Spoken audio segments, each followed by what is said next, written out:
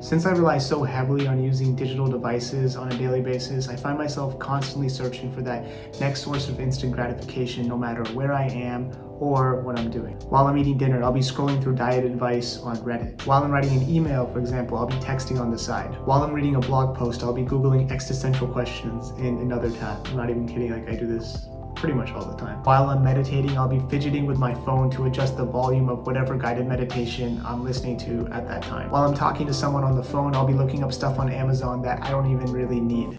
I'm not busy. I'm just chilling right now.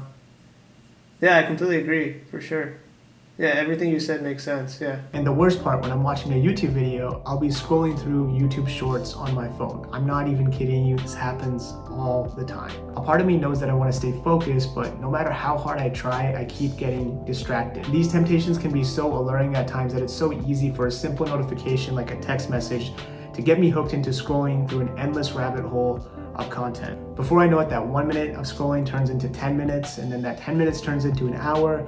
The next thing you know, I've spent my whole day just scrolling on my phone. So since I've been struggling with this a lot recently, I wanted to share some tips that have personally helped me to redirect my attention back to what I should be doing at any given time.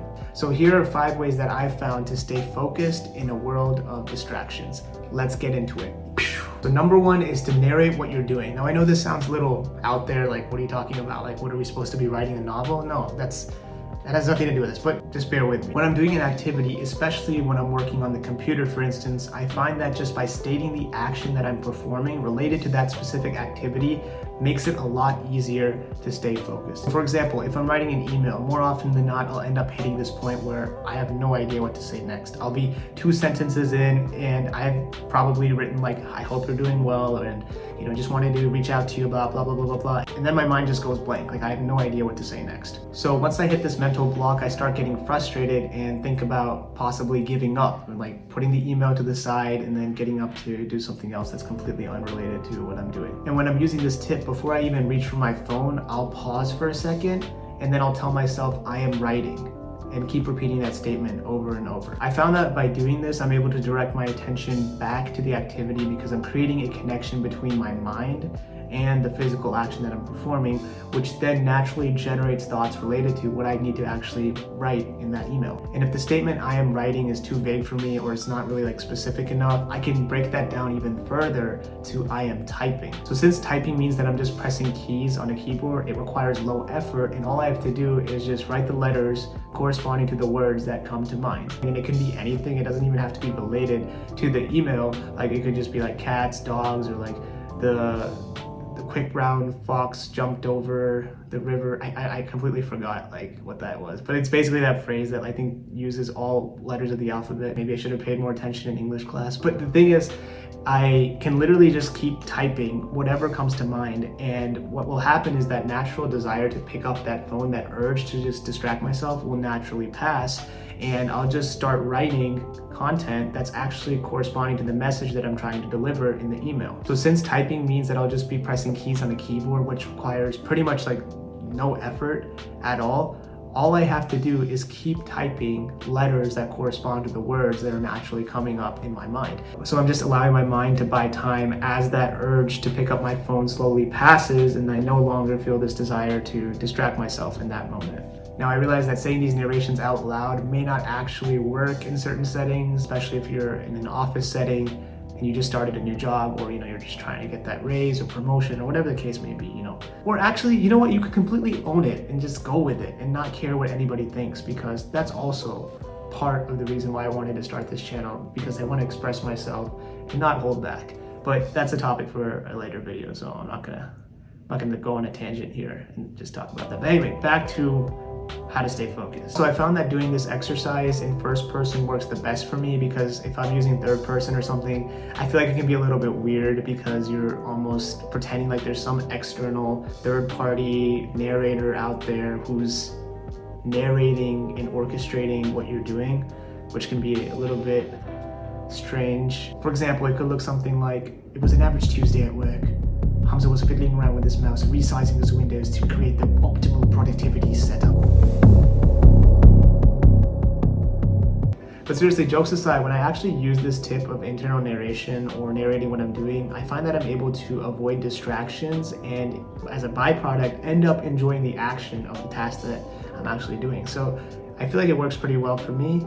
And that's a wrap. So let's move on to number 2, which is to take a deep breath. There you go. That's your tutorial.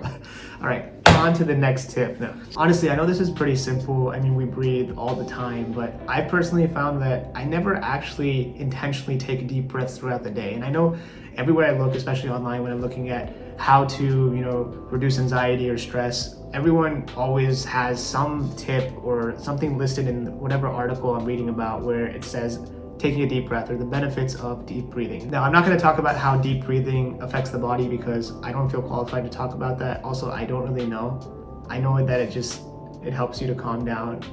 Maybe I should have paid a little bit more attention in anatomy and physiology in high school, but I'm not a doctor. Okay, I chose to do engineering.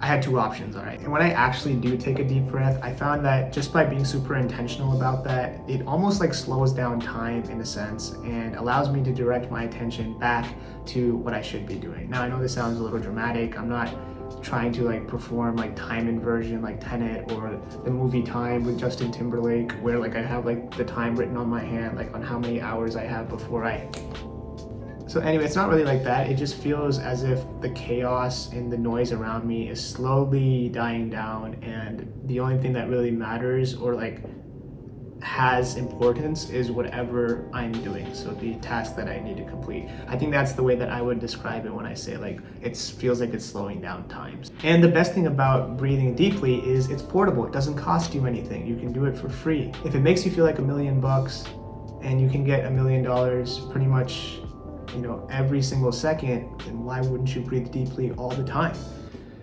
This is how I rationalize things with myself. I feel like I'm out of breath from doing this video. It's kind of funny. It's kind of ironic if you think about it. All right, I think I can continue now. Now let's jump to tip number 3, which is to focus on one task and use the pomodoro technique. Now, I've been using the pomodoro technique for a while now and have found it to be extremely effective, especially when I don't have any motivation to get anything done.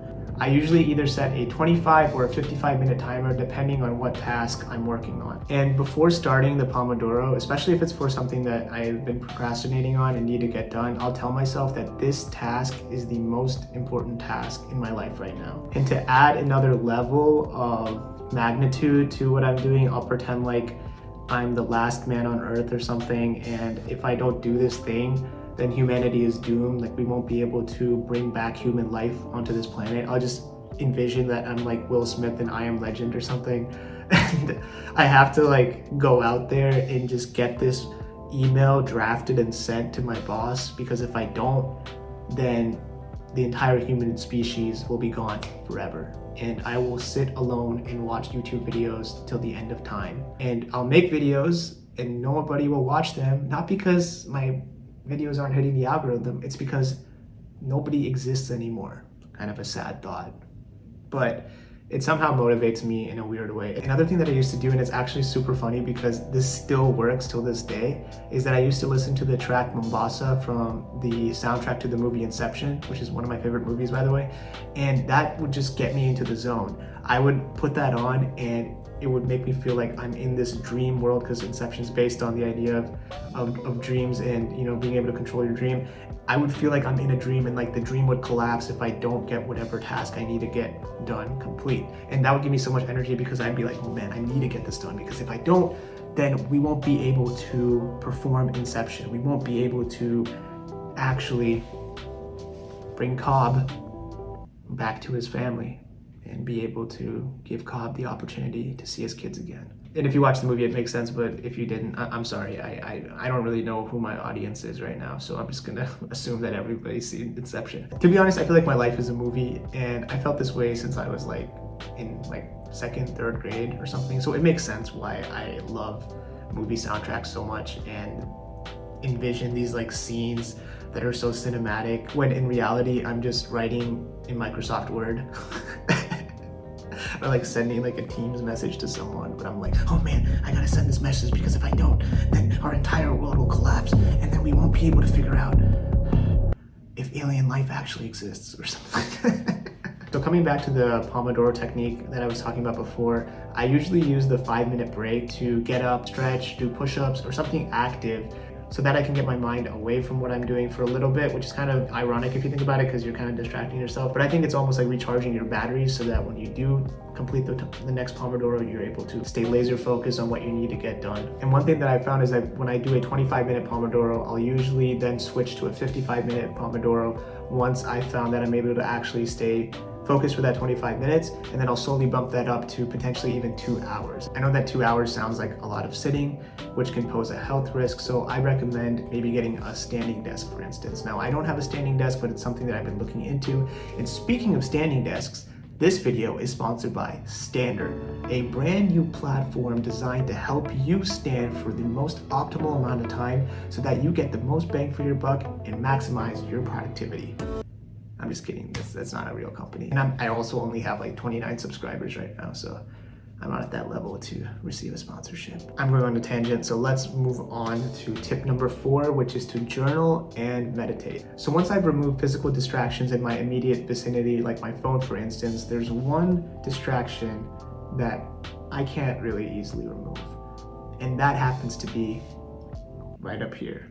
Maybe it's just me, but I feel like I have a love-hate relationship with my own mind. Especially when I wake up in the morning, I'm typically hit with a swarm of negative thoughts, and they're like little hornets that are buzzing around my ears and feasting on my cranium. This is the time of day when I'm most susceptible to distraction, and I found that just by dumping these thoughts on a piece of paper at the beginning of the day can allow me to set myself up for a productive day before I head to work in the morning. So after I wake up in the morning, I'll grab my notebook, sit down, and then write down whatever comes to mind for 10 minutes. And this tip is one of my favorites because it's actually something that I heard about in an interview with J. Cole, who is a rapper that I personally love. And he talked about how he read this book called Morning Pages, which talks about writing down all of your thoughts as soon as you wake up in the morning. And that exercise itself allowed him to get inspired to come up with ideas for his album, Born Sinner, which is pretty cool. I find this exercise to be very similar to doing an oil change for your car, where you're draining out all the old oil, which represents negative thoughts,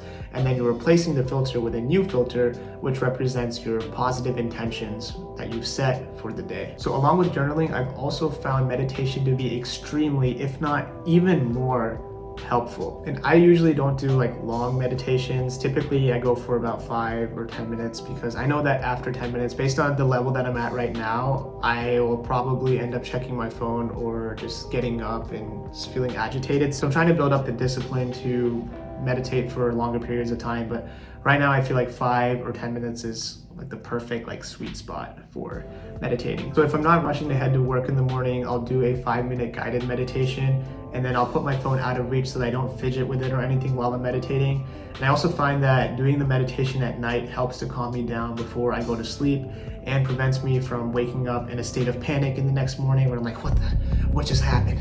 Yeah, where am I? What's going on? Oh my God, I didn't send that email yesterday. Oh no, did I get that report finished? Oh, no. So yeah, I don't want to be waking up in a state of panic and just be completely paranoid, because that's not fun. Yeah, you're just adding a bunch of stress onto yourself. I found that meditation helps a lot with de-stressing myself and allowing me to wake up a little bit more refreshed and a naturally more positive outlook on the day. It's feeling that, hey, today's gonna be a great day. I'm gonna make sure I make that happen. And last but not least, let's get a drum roll for this one.